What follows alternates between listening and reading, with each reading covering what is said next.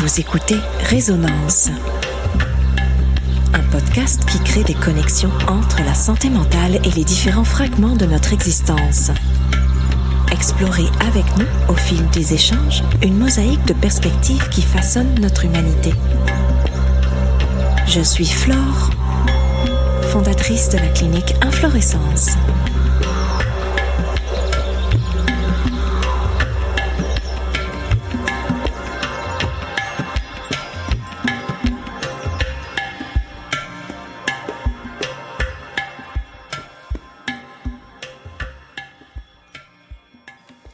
Le 15 octobre dernier, notre chronique Mentalement Vôtre devait être diffusée en direct dans les studios de CIBL 101.5 FM dans le cadre de l'émission Curiosité animée par Alexandre Escure.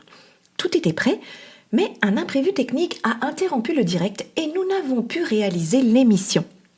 Toutefois, notre invitée du jour, Annie-Claude Roberge, était bien là, documentariste, vidéaste, tisseuse de récits. Elle est venue depuis les Laurentides, les bras pleins d'histoires, de visages, de territoires qu'elle habite rien qu'avec son regard.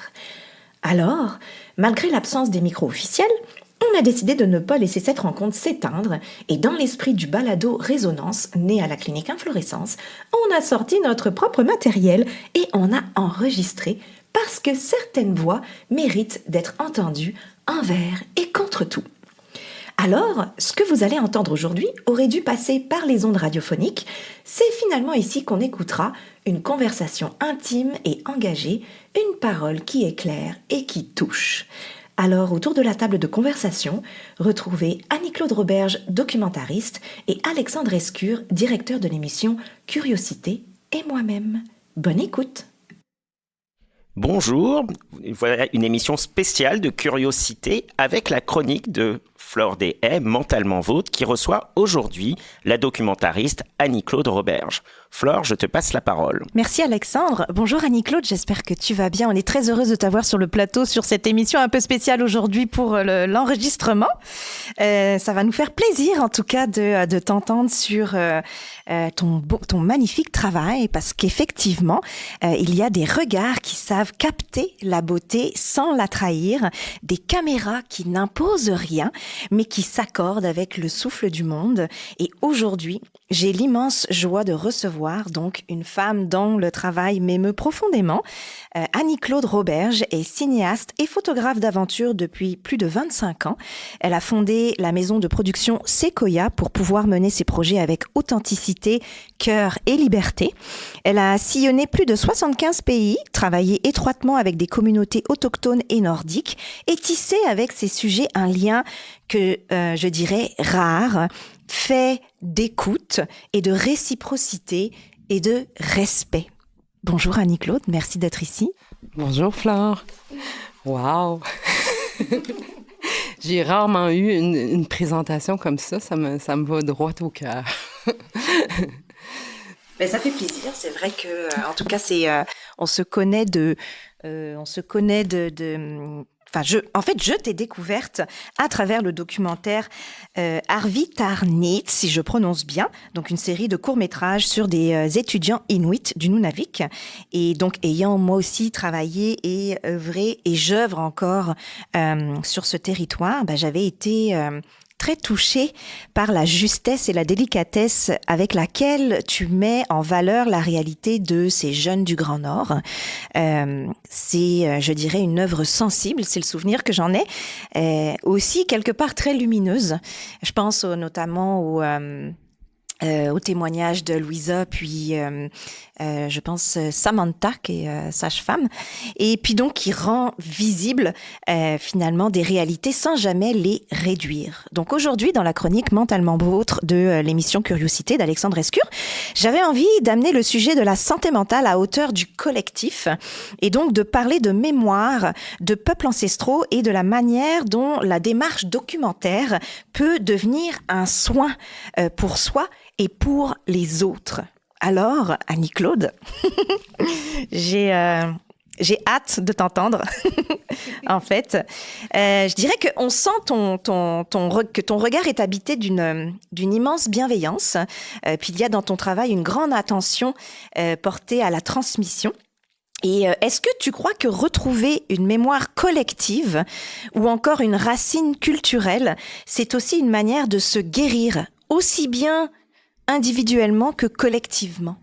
C'est drôle que tu me poses cette question-là, si tu me permets de te tutoyer, Flore. Ça m'a vraiment touchée. J'ai jamais fait de lien particulier entre le documentaire et le soin. On s'entend que ce n'est pas l'acte de soigner en tant que tel, mais c'est la première fois qu'on m'approche depuis le début de ma carrière en disant « Hey, ce que tu fais peut avoir une résonance au niveau de la santé. » Et ça, premièrement, ça m'a énormément touchée quand tu m'as écrit, quand tu m'as approché. Et à travers ta chronique, j'ai fait « Mais c'est extraordinaire. » Ça m'a permis d'explorer des nouveaux horizons, mettons, par rapport à mon travail, à me poser des questions, à me réaligner, puis à essayer vraiment d'explorer cette avenue-là. Et à travers toutes les questions que je me suis posées, je me suis dit, qu'est-ce qui fait qu'un peuple ou une personne est en santé? Et là, j'ai pensé, et là, ce qui m'est venu tout de suite à l'esprit, c'est la fierté culturelle, la fierté de ses racines, la fierté de sa provenance, de savoir qui on est, d'où on vient, en tant que personne humaine, mais aussi en tant que peuple. Et ce que j'ai remarqué à travers tous les pays où j'ai visité, les peuples qui m'ont été donnés de rencontrer, c'est vraiment cette fierté-là qui est comme le feu, finalement interne et qui fait en sorte que l'être humain est vraiment comme dans une santé que je pourrais appeler globale. Ça, c'est une observation que j'ai fait à travers toutes ces années-là. Fait que j'ai fait un lien entre la santé, finalement, et l'identité, la fierté culturelle.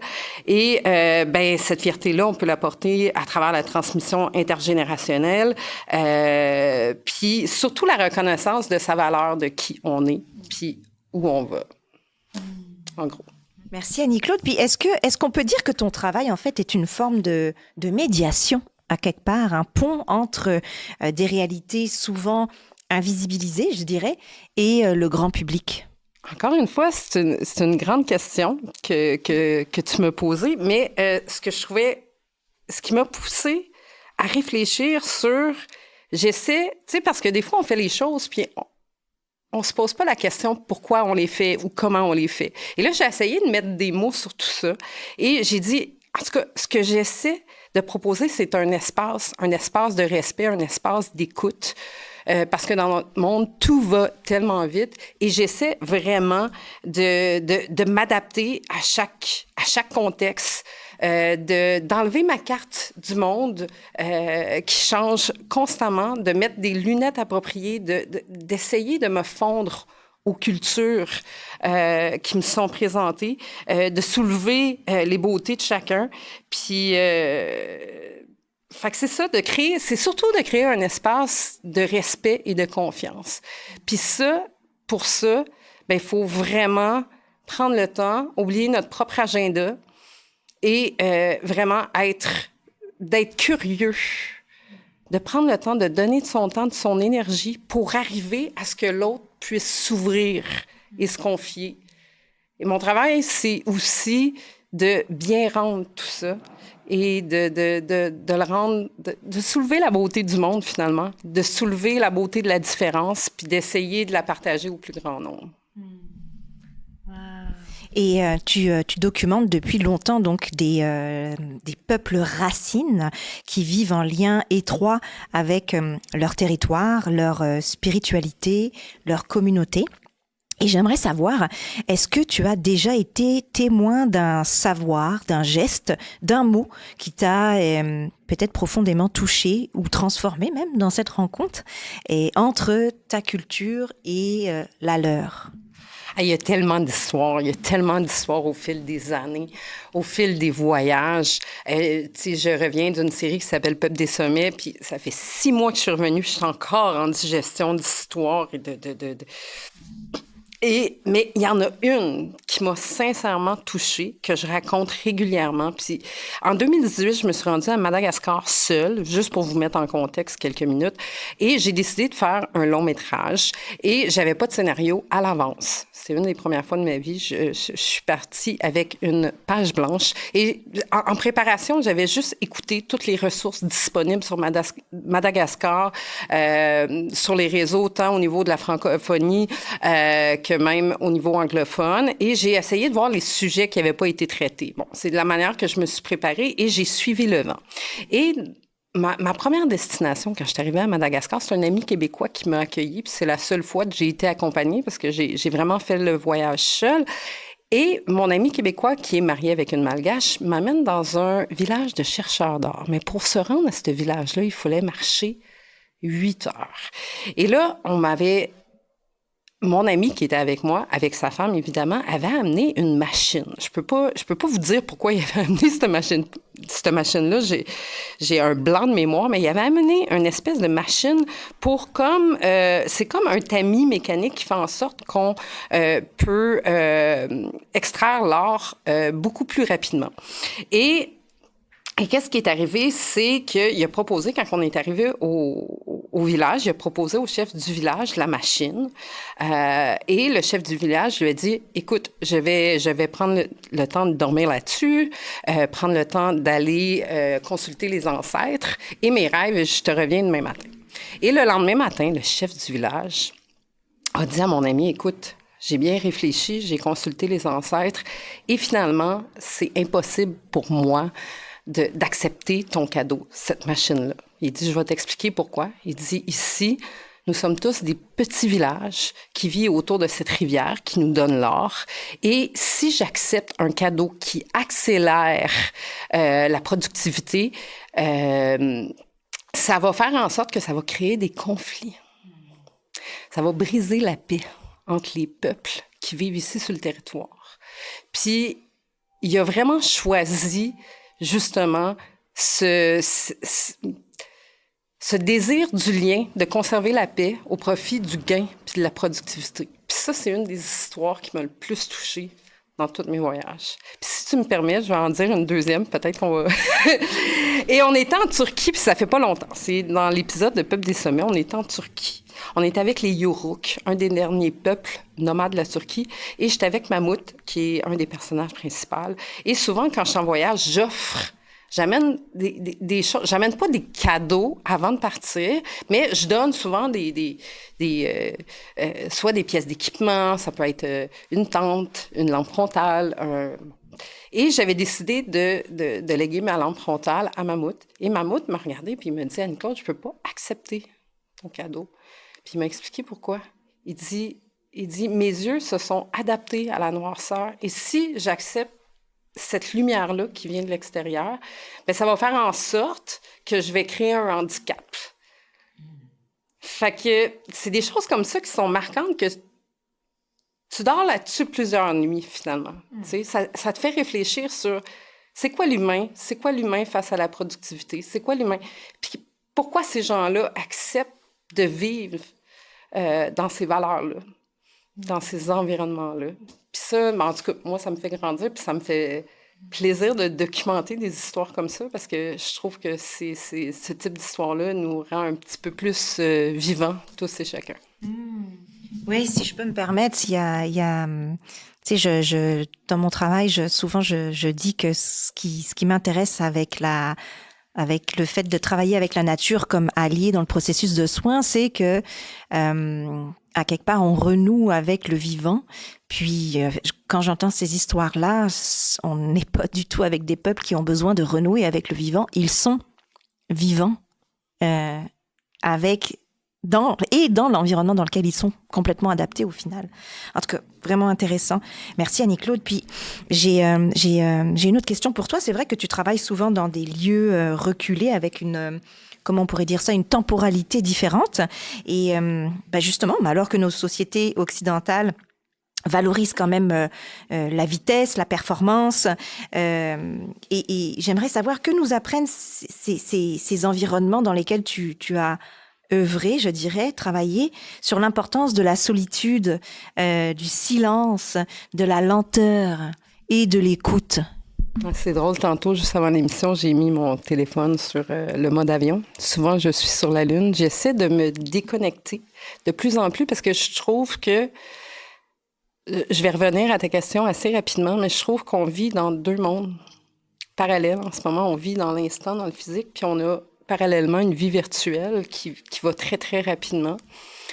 Ce que j'aime dans plusieurs de mes voyages, c'est que j'ai la chance d'aller rencontrer des gens qui sont déconnectés, qui sont loin de la civilisation. Quand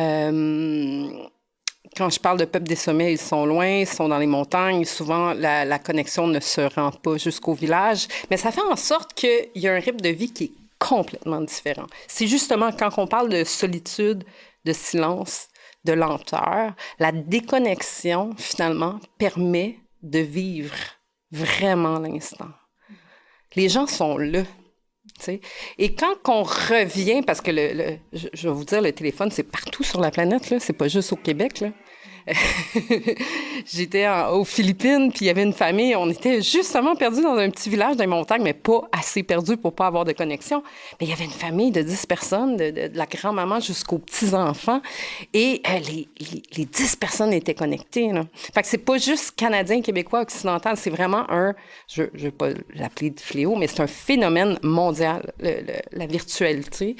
Et ces peuples qui vivent complètement déconnectés n'ont pas le choix d'être tout simplement là, de vivre avec leur environnement quelque part, de vivre avec le soleil, avec le temps, avec les autres, de demander de l'aide, de se parler. Puis on a tendance, on se rappelle pas, ça fait pas si longtemps que le téléphone est dans nos vies et que la technologie est dans nos vies, mais on se rappelle, on a de la misère à se rappeler de l'époque qu'on n'avait pas nécessairement de connexion. Et d'être en contact avec ça, moi, ça me fait vibrer parce que j'ai vraiment... Tu sais, je me sens bien dans ces espaces-là. Et, ça permet justement de revenir au silence, à la lenteur des choses.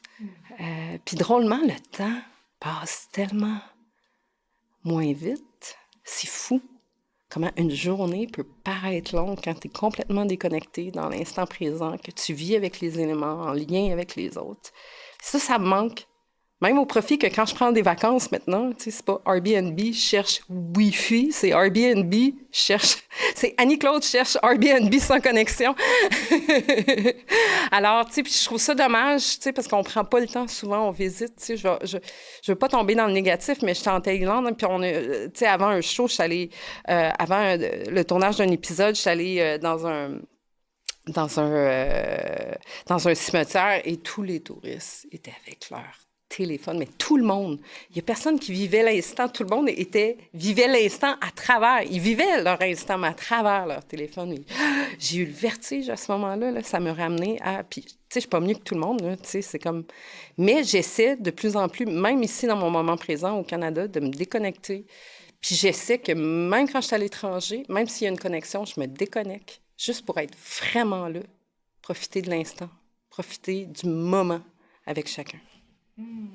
Oui, c'est un peu comme si nos écrans, finalement, nous font perdre en qualité de présence, du bruit, et il nous faut débruiter, je dirais, notre environnement.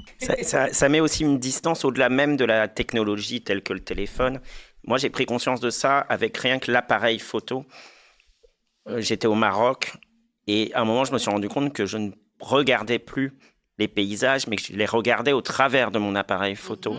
Et que la technologie, quelle qu'elle soit, peut mettre une distance entre notre réalité et la réalité qu'on vit. Et le téléphone encore plus, on le sent, on le voit tous. Mais je trouve qu'il y a des choses comme ça. À un moment, je me suis rendu compte de ça avec mon appareil photo parce que il est tombé en panne. Et qu'à un moment, je ne pouvais plus faire de photos. Et je me suis dit, mais en même temps, l'intérêt, c'est que tu vives. C'est pas que tu trouves un album photo ensuite dans ton ordinateur. C'est que tu vives ce moment présent qui est d'être au Maroc, en l'occurrence en famille, et de profiter de l'instant présent. Et il y aura les souvenirs que je garderai, peut-être d'autres que j'oublierai, mais c'est pas grave. Faire quelques photos, oui, mais à un moment, j'étais à 6000 photos, juste, enfin j'exagère, mais j'étais pas loin de ça. Prendre tout en photo pour tout me souvenir, mais en réalité, ce qui est important de se souvenir, c'est les moments vivants.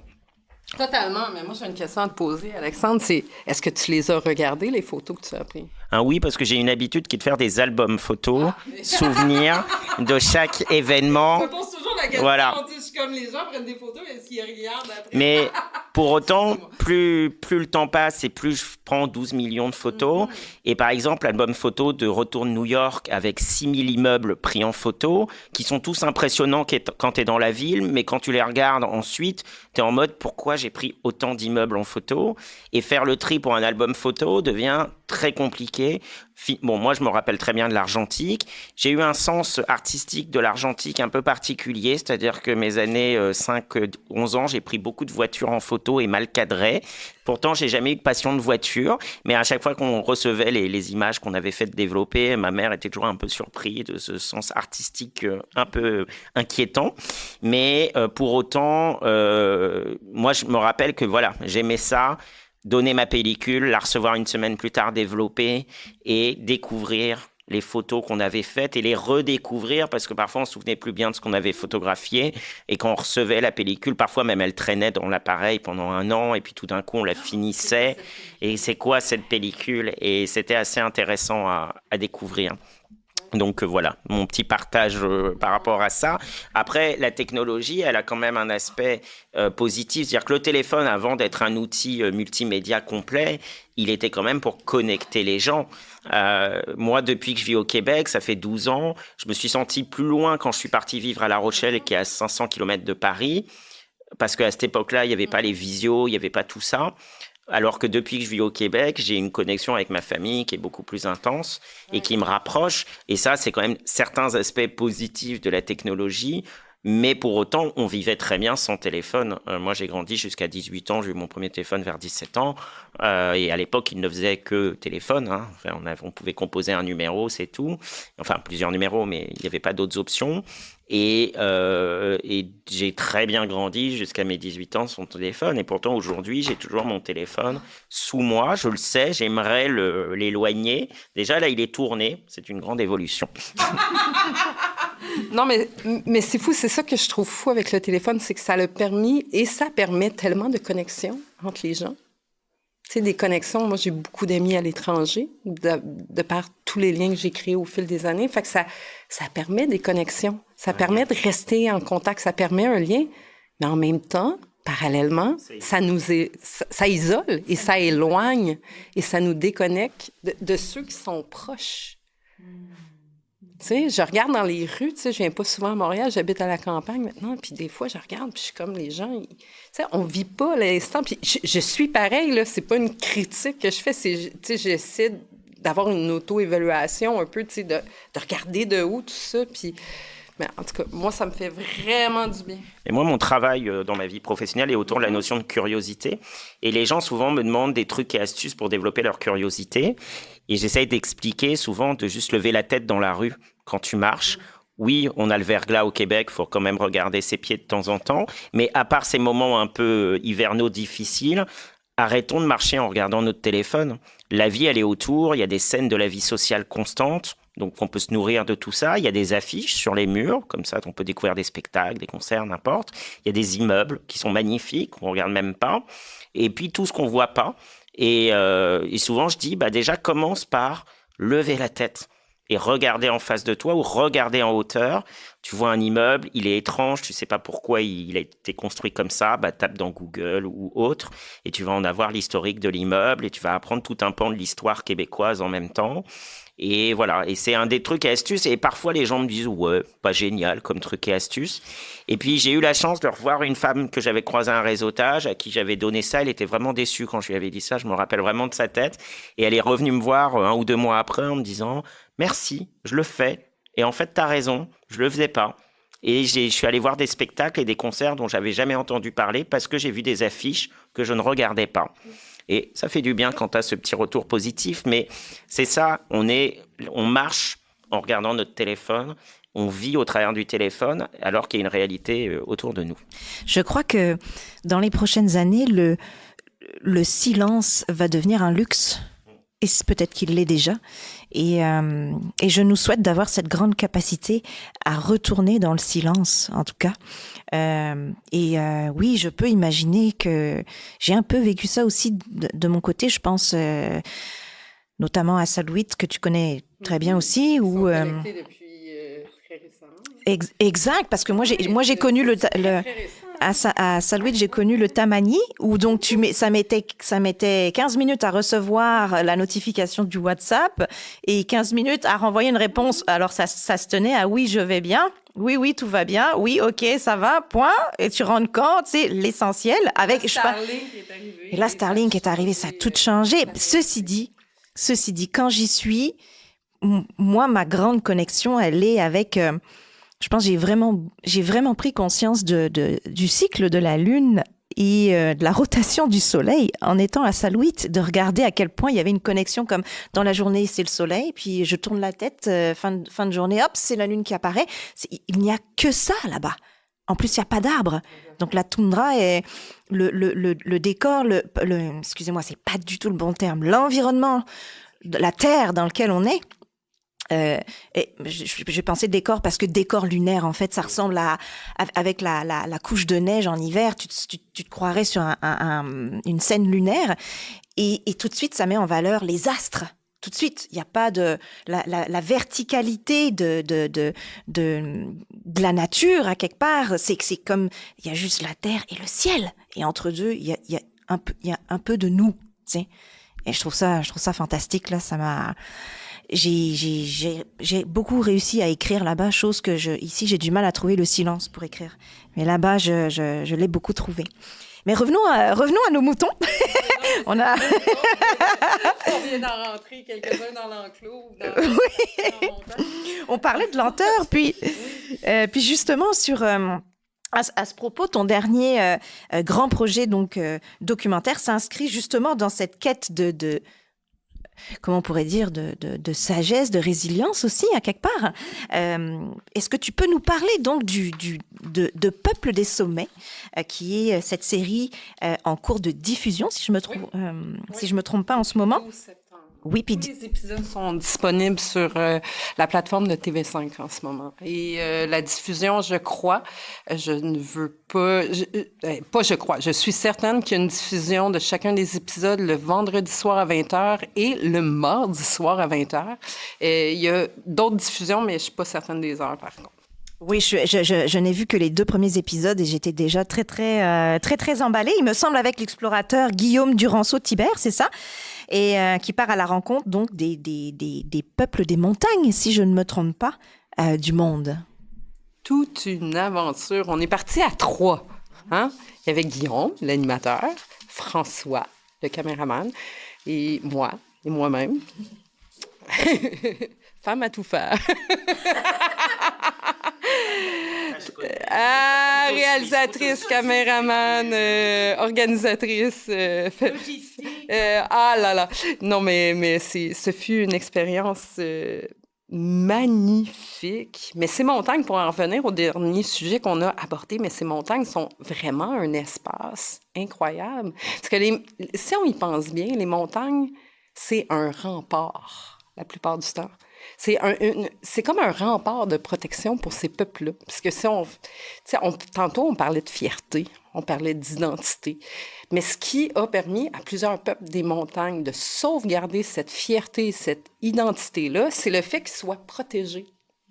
Et la montagne est un lieu de protection, finalement. Parce que souvent, à travers la colonisation, à travers les guerres, je prends souvent l'exemple des Zoulous qui ont fait la guerre aux Bazotos, au Lesotho, qui est un petit pays enclavé en Afrique du Sud. Et il y avait une guerre à l'époque entre les Zoulous et les Bazotos, qui sont les habitants du Lesotho. Et à un moment donné, la guerre s'est terminée, puisque les Zoulous ont décidé... les Zoulous ont décidé, ou pas...